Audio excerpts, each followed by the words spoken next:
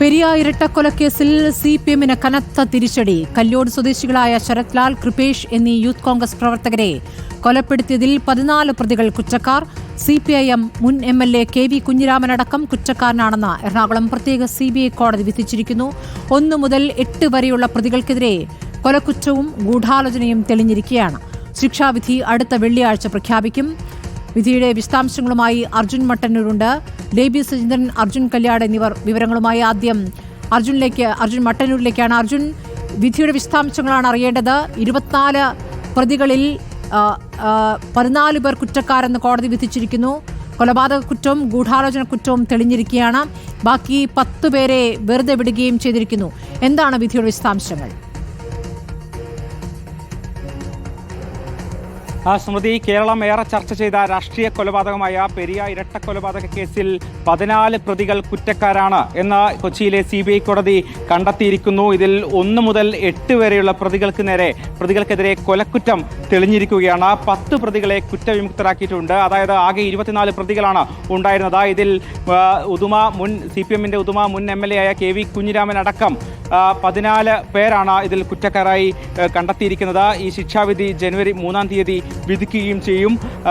ഇതിൽ 1 മുതൽ 8 വരെയുള്ള പ്രതികൾ ഈ കുറ്റകൃത്യത്തിൽ കൊലപാതകത്തിൽ നേരിട്ട് പങ്കെടുത്തവരാണ്. 1-ാം പ്രതി പെരിയ മുൻ ലോക്കൽ കമ്മിറ്റി അംഗം എ. പീതാംബരൻ, 2-ാം പ്രതി പീതാംബരന്റെ സഹായിയും സുഹൃത്തുമായ CJ സജി, 3-ാം പ്രതി KM സുരേഷ്, 4-ാം പ്രതി അനിൽകുമാർ, 5-ാം പ്രതി ജിജിൻ, 6-ാം പ്രതി ശ്രീരാഗ്, 7-ാം പ്രതി അശ്വിൻ, 8-ാം പ്രതി സുബിൻ എന്നിവരാണ് കൊലപാതകത്തിൽ നേരിട്ട് പങ്കെടുത്തത്. ആദ്യഘട്ടത്തിൽ ക്രൈംബ്രാഞ്ചും പോലീസും അന്വേഷിച്ച് കണ്ടെത്തിയപ്പോൾ 14 പ്രതികളാണ് ഈ പ്രതിപട്ടികയിൽ ഉണ്ടായിരുന്നത്. ഈ പ്രതിപട്ടികയിൽ 14 പേരിൽ 10 പേർ കുറ്റക്കാരാണ് എന്ന് കണ്ടെത്തി. പിന്നീട് അന്വേഷിച്ച CBI ആണ് 10 പ്രതികളെ കൂടി പ്രതിപട്ടികയിൽ ചേർത്തത്. ഇതിൽ 4 പേർ കുറ്റക്കാരാണ് എന്ന് കണ്ടെത്തി. ഈ 2-ാം പ്രതിയെ ഈ പോലീസ് കസ്റ്റഡിയിൽ നിന്നും മോചിപ്പിക്കാൻ ശ്രമിച്ചു എന്നടക്കമുള്ള കുറ്റങ്ങളാണ് മുൻ എംഎൽഎ ആയ കെ.വി. കുഞ്ഞിരാമനെതിരെ ചുമത്തിയിരിക്കുന്നത്. എന്തായാലും ശിക്ഷാവിധി ജനുവരി 3-ാം തീയതി ഉണ്ടാകും. ഈ കുറ്റക്കാരാണ് എന്ന് കണ്ടെത്തിയതിന് ശേഷം ഈ പ്രതികളെ കോടതി കേട്ടിരുന്നു. അപ്പോൾ വളരെ വൈകാരികമായ ചില നിമിഷങ്ങളാണ് കോടതിയിൽ ഉണ്ടായത്. പ്രത്യേകിച്ച് ഇതിൽ 3 പ്രതികൾ ഇത്തരത്തിൽ കോടതിയിൽ കരഞ്ഞുകൊണ്ട് തന്നെ സംസാരിക്കുകയും ചെയ്തു.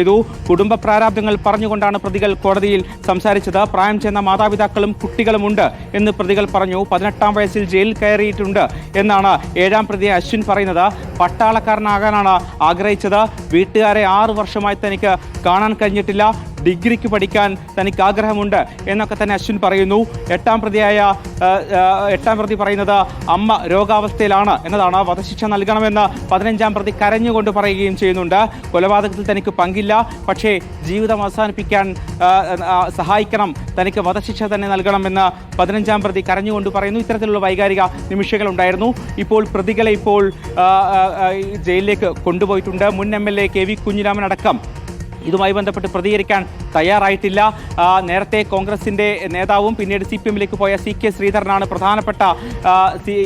CPM-ന്റെ പ്രധാനപ്പെട്ട ഭാരവാഹികളായ പ്രതികൾക്ക് വേണ്ടി കോടതിയിൽ അഭിഭാഷകനായി എത്തിയത് എന്നതും പ്രധാനപ്പെട്ട കാര്യമാണ്. ഇതിനെതിരെ വലിയ വിമർശനം കോൺഗ്രസ് നേതാക്കളും ഈ കൃപേഷിൻ്റെയും ശരത് ലാലിൻ്റെയും കുടുംബവും ഉന്നയിക്കുകയും ചെയ്തിട്ടുണ്ട്.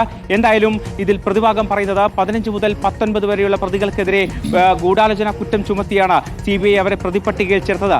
അത് തെളിയിക്കാൻ കഴിഞ്ഞിട്ടില്ല എന്നൊരു വാദമാണ് പ്രതിഭാഗം ഉന്നയിക്കുന്നത്. എന്തായാലും ഇരു വിഭാഗവും മേൽക്കോടതിയെ സമീപിക്കും എന്ന കാര്യം ഉറപ്പാണ്. മറ്റു പ്രതികൾ കൂടി, ഈ വെറുതെ വിട്ട പ്രതികളെ കൂടി ശിക്ഷിക്കണം എന്നതാണ് ഈ കുടുംബങ്ങളുടെ ആവശ്യം. അവർ അതുമായി ബന്ധപ്പെട്ട് മേൽക്കോടതിയെ സമീപിക്കും.